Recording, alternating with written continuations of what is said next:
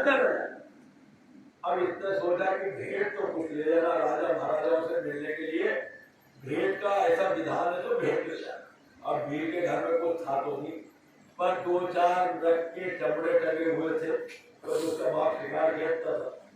उनने कहा एक चमड़ा निकाला, काट पीट के उसकी अच्छी जूती सी ली हो। उनने बुरा भाई राम जी का वर्णन लोग सुनाते थे आके कि उनके इतने बड़े पैर हैं, पीतांबर धारण कर सका, क्षत्रिय राजकुमार है, धनुष तरकस बंधे हुए। उस आधार से उसने 2 जूते अच्छे छोटे छोटे जूतियां सी। उन्होंने कहा यार और क्या भेंट लेना, ये तो एक ही भेंट हुई, 2-3 लेते। अब देने को चमड़े के अलावा कुछ नहीं था तो एक दूसरा चमड़ा निकाला, उसको तरकस बना के अच्छा 2 बद्दा बना दिया गया, बांध के तरकस, ये भेंट। अब दोनों जूते और वो तरकस को दोनों की घड़ी करके और शर्ट के अंदर फंसा लिए, क्योंकि भाई धोला धोली तो कुछ था नहीं। उसके पिता ने कहा बोले अपने को सुबह चल रहा है, तो गोरा सुबह उनके साथ हो लिया। तो जब देखते हो तो भक्ति जुलूस आ रहा है, टूणत आ रहा है, खूब बैंड बाजे नगाड़े, हाथी घोड़े आगे चल रहा है, पीछे जनता चल रही है, उनके पीछे रथ आ रहा है, खूब लोग शक्ति नाम कर रहे हैं। तो उनने क्या करा, गोराज के पिता ने वो उसको कंधे पे बैठा लिया बच्चे कि भाई इसको नीचे से दिखेगा नहीं, कंधे पे बैठा कर वो दाढ़ी वाला बाबा बैठा नहीं, बस स्त्री की पहचानी अलग, भाई पीले वस्त्र पहन रखे, दाढ़ी और उनकी जटा, महात्मा तो 100 लोगों में अलग ही पहचान। और वो जो बैठे हुए महात्मा, उनके पैर में जो बैठा हुआ उसका नाम है राम। और अब तू देख रहा रोज रोज दिल मत करना। तो वो राज ने वहां से देख के प्रणाम करा, बाप से कहा कि जरा कब नीचे उतार दो, तुम्हारा कंधा को क्या होगा। उन्होंने नीचे उतार दिया, बेटा के जाना मत। वो पूरा धीरे से इधर से उधर से करके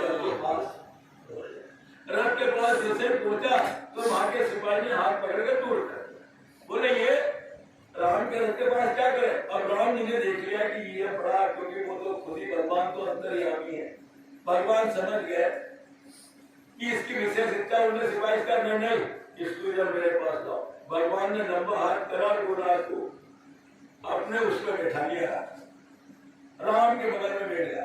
अब जैसे ही गोराज राम के बगल में बैठा तो गोराज ने सोचा कि भैया ये बड़े लोग तब उतार दे, ये भेंटे भेंट गिरवा के लड़की करो भाई, कौन घर जाओ भेंट दो, घर नीली वहां बड़ा लोग लगता है, अपने को बदल दिया।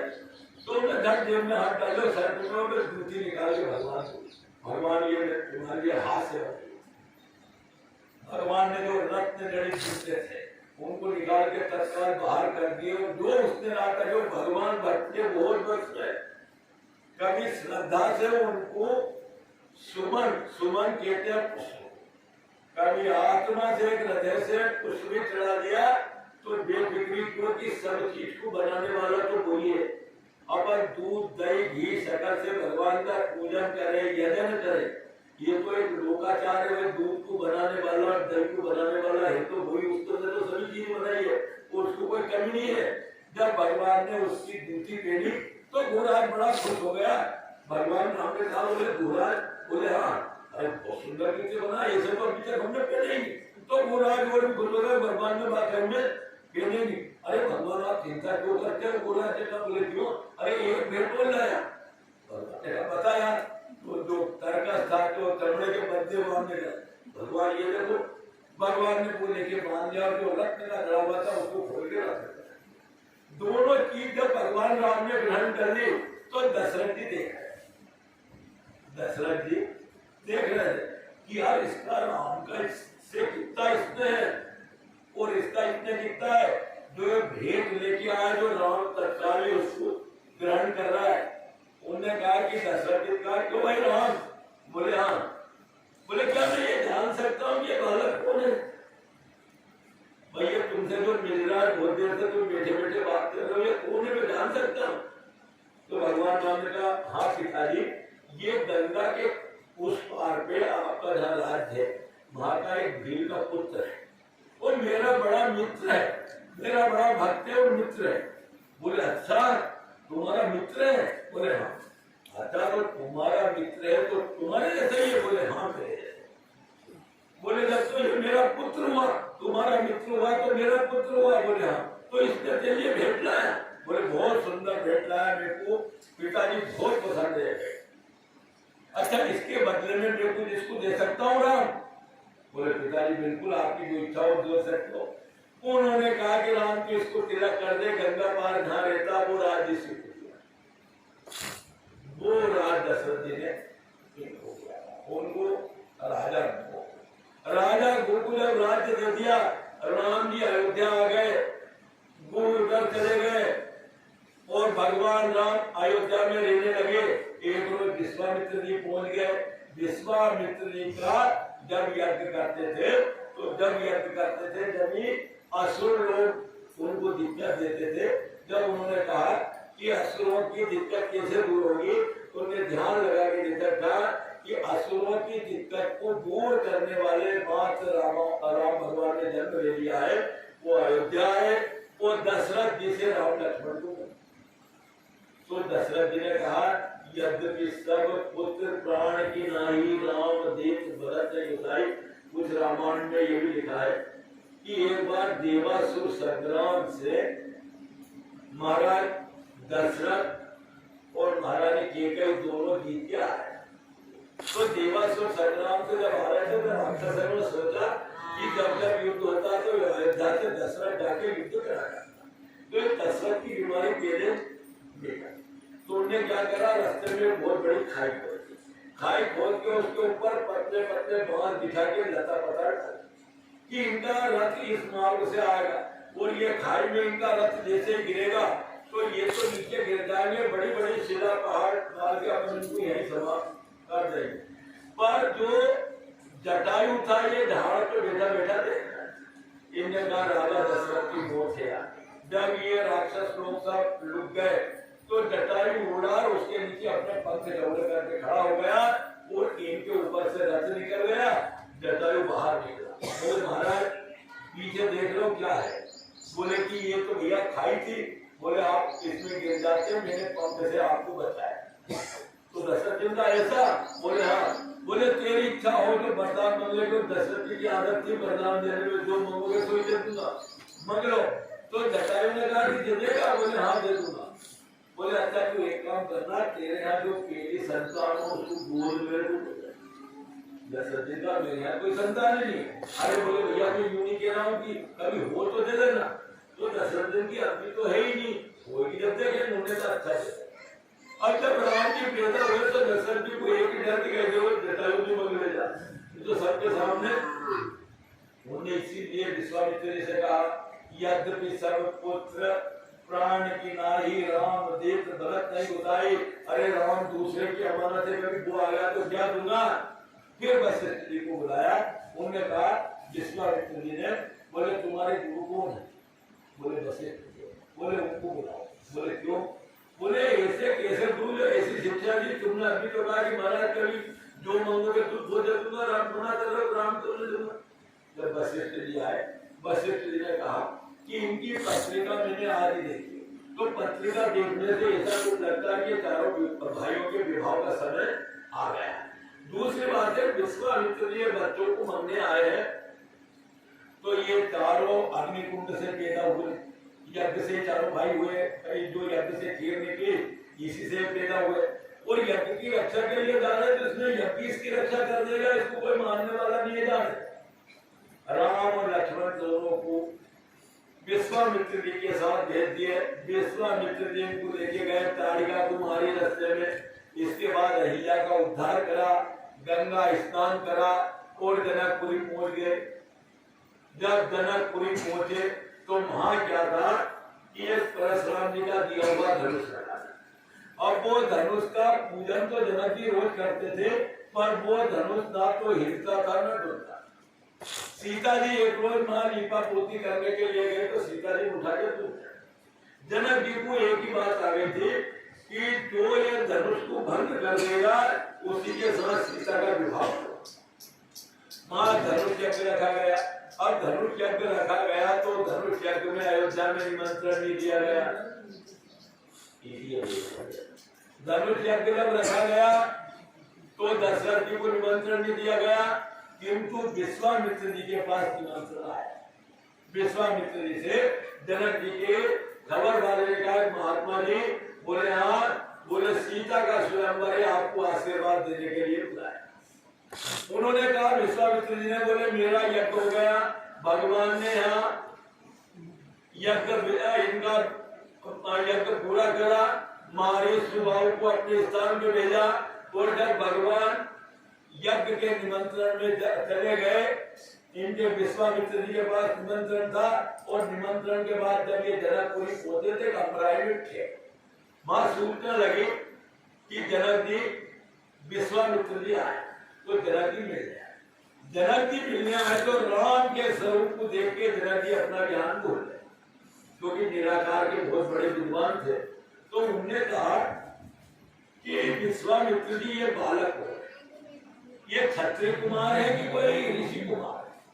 कभी ये क्षत्रिय कुमार है, तो भगवान ने इनको मेरे यहाँ जन्म दिया, क्योंकि मैं एक बहुत नीतिवान राजा, मैं बहुत नीतिवान राजा हूँ, और कभी ये राजकुमार है तो मेरे यहाँ जन्म होना था, और कभी ये ऋषि कुमार, कभी ये ऋषि कुमार किसी ऋषि के राज्य हैं, तो मेरे राज्य में इनको होना था।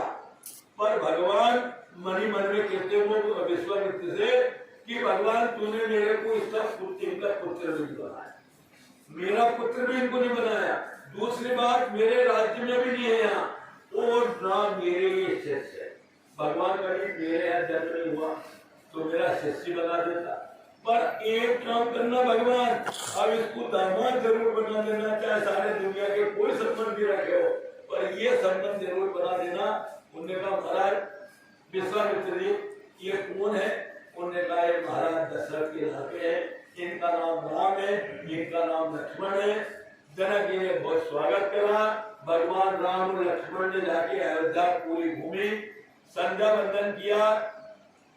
दूसरे रोज जय जय जय गिरिराज किशोरी, जय महेश चंद्र चकोरी, भगवती अंबिका सीता माता देवी का पूजन करके अपनी बगिया में गई। वहां राम जी भी फूल लेने के लिए विश्वामित्र जी की पूजा के लिए फूल लेने आए। दोनों ने एक दूसरे को देखा, पार्वती जी से प्रार्थना की, पार्वती जी से सीता जी ने प्रार्थना की, जय जय जय गिरिराज किशोरी, जय महेश चंद्र चकोरी, जय गिरी शरण माता। हे माता, कभी पति रूप में नहीं तो भगवान राम मेरे पति हो। हंसी माल मूर्ति मुस्कानी, वो पत्थर की मूर्ति हंसने लग गई। उन्होंने कहा कि यही वर मिलेगा, उन्होंने उनको आशीर्वाद दे दिया। पर सीता जी अपने घर आई, जब धनुष यज्ञशाला में जो धनुष यज्ञ था, धनुष रखा गया, सभी राजा महाराजा अपने अपने स्तर पर बैठे, वहां जाके राम लक्ष्मण और विश्वामित्र जी भी बैठे। एक जगह ऐसा आया है कि इनके मामा थे, वो उनके रावण थे। रावण के जो मामा जी थे, एक तो मालिक था और एक और था माल्यवान नाम का इनका मामा। तो वो मामा को इनने वहां भेजा जनकपुर, बोले जनकपुरी तुम जाओ, मैं धनुष यज्ञ में जाऊंगा, तो मेरे विमान के उतरने के लिए सुयोग प्रबंध कर दिया। माल्यवान पति जो था इनका, माल्यवान गया जनकपुरी। जनकपुरी में उसने जगह देखी तो एक किसान का खेत था, और यहाँ अच्छा उतर सकता रावण का पुष्पक, तो वो जगह में उन्हें मामा ने आग लगाई। एक किसान का खेत था तो फसल में आग लगाई, फसल जल, जनक जी के दूत आए, बोले तुमने आग को लगा दी भैया? बोले रावण का विमान यहाँ उतरेगा और तुमको ज्यादा तकलीफ है तो इसके पैसे हम, भाई वो तो निशाचर थी, सीधी बात, 10 दूल्हा तो बनी बराता, भाई जैसे लोग के शायद भी वैसे होंगे ना, वो बुद्धिमान कहाँ से हो सकते, और बुद्धिमान के साथ रहे तो आदमी बुद्धिमान बन जाए। संगति का भगवान ने बार बार तुलसीदास जी ने बहुत जगह उल्लेख किया कि संगति कभी अच्छी है तो सुधर जाते हैं। जब संगति उसकी रावण की थी, उन्होंने कहा कि इसका मूल्य ले लो, मेरे रावण का, मेरे भांजे का यहाँ विनाश हो। उनने कहा कि महाराज बहुत सी जगह ऐसी खाली पड़ी है, भाई बहुत सी जगह ऐसी खाली पड़ी है, वहां उतार देते एक किसान के ऊपर। तो एक बात है, हमारे राजा जनक के यहाँ आए वो मेहमान, ये तो तुम्हारे पैसे दे रहे तो हम सब बता देते, आपको दंड देते, किंतु आप मेहमान हो और मेहमान को दंड नहीं देंगे, किंतु आप यहाँ से चले जाओ। रावण बाणासुर राजा बलि का पुत्र था, ये शंकर जी का बहुत बड़ा भक्त था, ये भी आया, इनने सबने प्रयास कर लिए। जब प्रयास से इनका कोई से भी धनुष नहीं टूटा, जब जनक जी ने कहा कि भाई ऐसा होता तो ऐसी प्रतिज्ञा वीर महीने जानी, भाई कभी पृथ्वी वीरों से खाली है और यहाँ कोई नहीं, तो सब अपने अपने घर जाओ। सीता का विवाह शायद भगवान ने लिखा ही नहीं है। लक्ष्मण जी बड़े क्रोधित हुए। लक्ष्मण जी ने कहा इसमें कोई दिक्कत नहीं है, एक लक्ष्मण जी के पूर्व जन्म की एक कथा है। वो कथा ये है कि परशुराम जी ने क्षत्रिय विहीन पृथ्वी को कर दिया, तो 24 बार क्षत्रियों को पृथ्वी से नष्ट कर दिया। जब नष्ट कर दिया तो इनके तो धनुष तलवार और अस्त्र शस्त्र से तो परशुराम जी ले जाके अपने आश्रम में रख दिया, तो धनुष और अस्त्र शस्त्र का पहाड़ लग गया बहुत बड़े। पृथ्वी माता ने एक रोज भगवान से कहा कि भगवान बोले परशुराम जी ने कई क्षत्रियों का विनाश करके और उनके अस्त्र शस्त्र भाले सब एक लिए पटा करके, कभी ये कोई राक्षस को हाथ लग गए तो पृथ्वी को प्रलय मचा देगा। भगवान विष्णु ने शेषनाग को आदेश करा कि शेषनाग तुम जाके उनको सबको तोड़ दिया। उन्होंने कहा ठीक है। शेषनाग आए मां लक्ष्मण के रूप में, शेषनाग और पृथ्वी माता के रूप में, दोनों बालक और माँ है। जब परशुराम जी अपनी यज्ञशाला में हवन कर रहे थे, यज्ञशाला के बगल से गुजरे। परशुराम जी तो वैसे स्वभाव से तेज थे। उन्होंने कहा क्यों भाई तुम कौन हो, यहाँ से कैसे गुजर रहे हो? पृथ्वी माता ने कहा कि मैं तो अनाथ हूँ और मेरा एक बच्चा है, ये बच्चा बहुत चंचल है, तो हमको घर से निकाल दिया, तो बच्चे को लेकर घूमा कर परशुराम जी को गया। परशुराम जी ने कहा कि ठीक है मेरे आश्रम में कोई दिक्कत नहीं है, तुम दो ही माँ बेटे मेरे आश्रम में रहो, यहाँ की सेवा करना। तो पृथ्वी माता ने कहा कि महाराज हम तुम्हारे आश्रम में तो नहीं। बोले क्यों? बोले तुम क्रोधी बहुत हो, मेरा बच्चा नटखट है, मेरा बच्चा इतना नटखट है कि ये उत्पाद बहुत करता है, कभी तुम इसको क्षमा कर दो, इसको ये कोई भी उत्पाद करे तुम क्रोध नहीं करो, तो हम तुम्हारे आश्रम में रहेगा। परशुराम जी का नहीं करेंगे, बच्चा क्या करेगा, इतना सब तो बच्चा क्या उपाय करेगा। परशुराम जी की सब सेवा पृथ्वी माता और शेषनाग लक्ष्मण जी सब कर देते थे। अब एक रोज परशुराम जी को कोई काम से बाहर जाना था, उनने झटपट अपनी संध्या पूजन करा और बाहर चले गए, हम शाम तक आएंगे। लक्ष्मण जी दूर झुके तो उनके जितने अस्त्र शस्त्र सबको तोड़ के सबका काम पूरे अस्त्र शस्त्रों का बिगाड़। जब परशुराम जी शाम को आए और उनने जो युद्ध वो अपने टूटे हुए देखे तो क्रोध करके और अपना फरसा लेके तोड़े। ये किसने तोड़ा है? पृथ्वी माता आगे गई, महाराज आज से मैंने बच्चा दिया था, मेरा बच्चा बहुत न है, ये कोई उपद्रव कर सकता, आप कभी उपद्रव में शरीक नहीं हो तो ही मेरा हूं। आपने कहा गुस्सा नहीं करूंगा, अब वो बच्चे तोड़ दिए तो मैं क्या करूं? अरे ये कैसा बच्चा इतने बड़े, पर अब मेरी निगाह से तुम दोनों चले, नहीं तो मेरा भरोसा नहीं रुकेगा।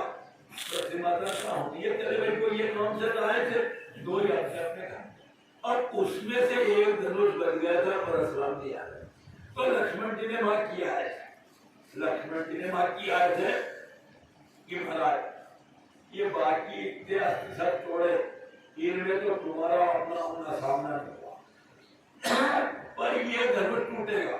उस रोज अपनी मुलाकात अच्छी तरह वो धनुष याद रख कोई आ गया था, क्योंकि शेषनाग में जो क्षमता सहन करने की है वो विश्व में किसी ने, संसार के लोगों का भार सहन करता है, पृथ्वी का भार सहन करता है।